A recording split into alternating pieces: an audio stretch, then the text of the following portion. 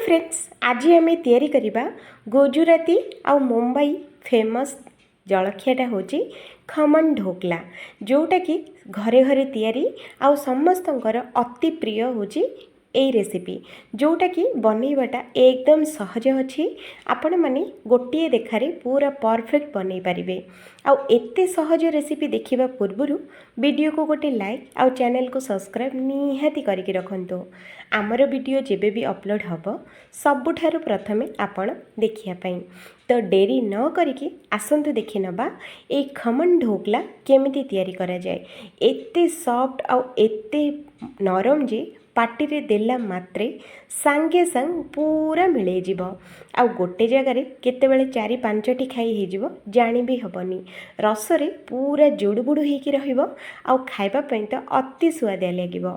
छोटरू बड़ समस्ते ए रेसिपी को बहुत ही पसंद करेंगे कारण ये जिनसटा ही सेमिति बनैवाटा एकदम सहज आउ घरे थिबा 2-3टी जिनस भितर बनिकी रेडी हबो। तो आसंतु देखिबा केमिति बनैबा। प्रथमे गोटे बाउल नबा ता धेरे मापिकी एठी आमे गोटे कप बेसन नबा भाग मापटा पूरा परफेक्ट रखिबे। तो एठी आमे सेई बेसन रे कौन करिबा गोटे बड़ चामच खट्टा दही एठी आमे दे दबा आउ दे सारला परे ए दही आउ बेसन को भल से थरे मिसेइबा आउ तापरे अल्प अल्प पानी देके एटा को गोटे पतला डोटे आमे बनैबा।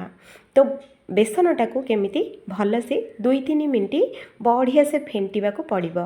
आपण माने कौन करिबा ना बेसन को जदि जेते बढ़िया से फेंटिबे ना बेसनटा सेतिकी हल्का आ फ्लपी बनिबो। तो ये देखंतु मो 5-6 मिनिट खंडे ये बेसनटा को लगातार गोलेछि आ गोले सारला पर देखि परथबे यार टेक्सचरटा केमिति अछि। तो याकू आमे कौन करिबा भल से गोले सारला परे कवर करके 10 मिनिट याकू रेस्ट पई छाड़ी दबा बेसनटा भल से सेट हबो। तो 10 मिनिट पर मु आपण मानकु देखौछि देखंतु फ्रेंड्स। तो एठी आमे कौन करिबा एठी स्वाद अनुसार लूण एठी आमे दबा आ अल्प टिके नाकु हळदी गुंड एठी आमे दबा जेहेतु कि बेसन पेट गैस हबो तो सेति पई 2-3 पिंच एठी हेंगु दबा कंचा लंका अदा आउ जीरार पेस्ट एठी आमे गोटे चामच दे दबा आ ये सब जिनस दे सारला परे आउ थरे 2-3 मिनिट आकु बढ़िया से आकु गोलेबा। तो देखंतु वीडियो रे मु आपण मानकु जेमिति देखौछि सेमिति गोलेबे। गोले सारला परे एठी मु देछि ऑरेंज फ्लेवरटा इनो जोटा कि मु अधा देछि। तो देखि परथबे अधा देबे अधा बळका करिवे पूरा देबेनी।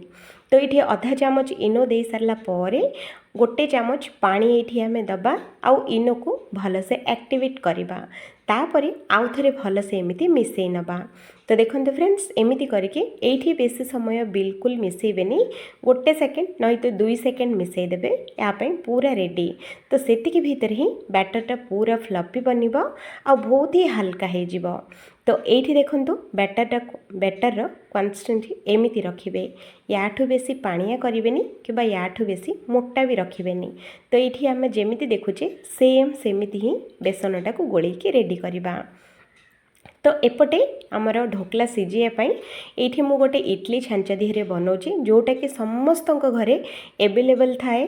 इडली केक टिनटा समस्तक घरे थाएनी तो सेति आमे कौन करिबा ना इडली छांचार ही तैयारी करिबा। तो इडली छांचाटा को कौन करिबा प्रथमे घियो दिहरे भल से याको लगे नबा। तो देखंतु फ्रेंड्स घियो लगेबा नहेले तेल लगे परिबा। एठी फ्रेंड्स मु घियो लगेछि घियो एति पई लगौछि जे ढोकलाटा हमर पूरा प्लेन ही कि उठिबो आ छांचरे बिल्कुल भी लागिबनी। तो एठी आमे कौन करिबा घियोटा भल से लगे सारला परे गोटे गोटे चामच एठी बैटर आमे दबा अधिक बिल्कुल देबेनी एई ढोकलाटा ही बहुत ही फुलिबो। तो सेति पई आपण माने कौन करिबा ना टिके नाकु खाली रखिबे तो सेति पई ढोकलाटा फुलिया पई तो सहज हबो। तो ये आमे कौन करिबा गोटे गोटे चामच दबा अधिक बिल्कुल देबानी गोटे गोटे चामच ही गोटे गोटे ढोकला पई पूरा काफी। तो एमिति करिके तଳ ऊपर छांचटा 2टी जाक आमे भर्ती करिबा। तो ये मु वीडियो रे जेमिति फ्रेंड्स देखौछि सेम सेमिति ही देबे अधिक केबा कम बिल्कुल करिवेनी गोटे गोटे डंकी देले गोटे ढोकला पई पूरा काफी। तो ये आमे ढोकला दे सारला परे याकू कवर करके 6-7 मिनिट स्लो फ्लेम रे सिझिया पई छाड़ी दबा। तो ये देखो 6 ରୁ 7 मिनट पर मुझे देखा ढोकलाटा पूरा फुलिकी पूरा डबल हो आपण मैंने देखिपे।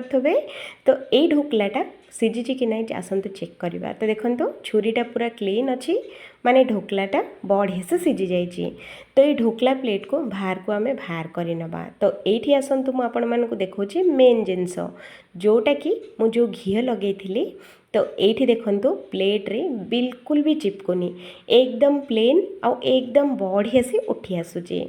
तो ये मुझे देखा जे केते नरम आउ केते स्पंजी बनी। तो ये आपण मैंने देखिले ही जानीपारे। तो ये देखो फ्रेंड्स बढ़िया से फुली आउ एकदम नरम आउ एकदम जालीदार बनी। तो मो भीतरटा भी आपण मानक भांगिकी देखा। तो ये देखो फ्रेंड्स पूरा जमीती कि स्पंजी पूरा सेमिति तैयारी होइछि देखिले ना एकदम नरम आउ एकदम जालीदार बनी। ये आपण मैंने देखिले ही जानीपारे। तो ये आम कौन करवा सबतक इडली गुड़ाक आम एमती बाहर करनवा। चामच रे भी आपण मैंने बाहर करें ना हाथ रे भी एमती हाथ देला मात्रे ही हल्का हल्का पूरा बाहरी जाऊँगी आउ प्लेट रे तो बिल्कुल भी लगुनि। तो देखिले ही आपण मैंने जानीपारे। तो से आपण मैंने कौन करेंगे ना घी कि तेल देदेले प्लेट को बिल्कुल भी चिपकनी। तो देखो मो प्लेट रे बिल्कुल भी चिपकिनी कारण मु घी देइथिली। तो आपण मैंने घी कि तेल दुईटा जिनस भितर जोटा भी लगे कि ये ढोकलाटा आपण मैंने दे पारिबे। तो ये देखो फ्रेंड्स आमर ढोकला पूरा बनिकी एकदम रेडी होइछि।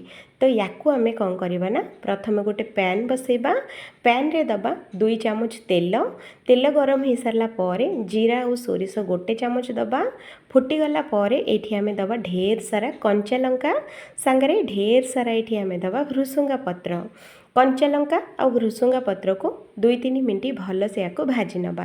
यार कंचा स्मेल पलैब आ भल से भी भाजी हो जितेबाला बढ़िया से भाजी हो।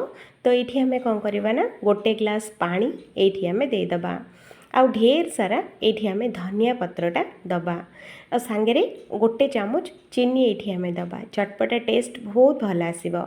सांगरे अल्प टिके नाकु लुण देकी ए पानीटा को भल से गोले नबा। गोले सारा पर देखो फ्रेंड्स पानीटा आमर बेसी समय ये फुटाइवाई दरकार नहीं गोटे फुट बास बंद करदबा। तापर आमर जो ढोकला जो आम जो बन तो ढोकला गुड़ाक आम कौन करवा ना एमती गोटे प्लेट को सजे नवा। तो देखो फ्रेंड्स एमती करके सजेबे जदि तो ढोकलाटा एकदम जुरुगुरु होगी रसरे पूरा भर्ती हम।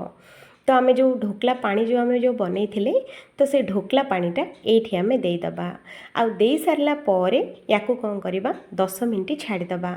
10 मिनट पर देखो ढोकलाटा रसरे पूरा जुड़गुड़ होइछि आउ पाटिरे गला मात्रे पूरा मिली गला भली तैयारी होइछि। तो यही ढोकलार रेसिपी आपण मानकु केमिति लागिला निहाती कमेंट करंतु। जदि भल लगे निहाती थरे बनांतु आउ दया करिके चैनल को सब्सक्राइब आउ वीडियो को लाइक करवाटा बिल्कुल भूलिबेनी।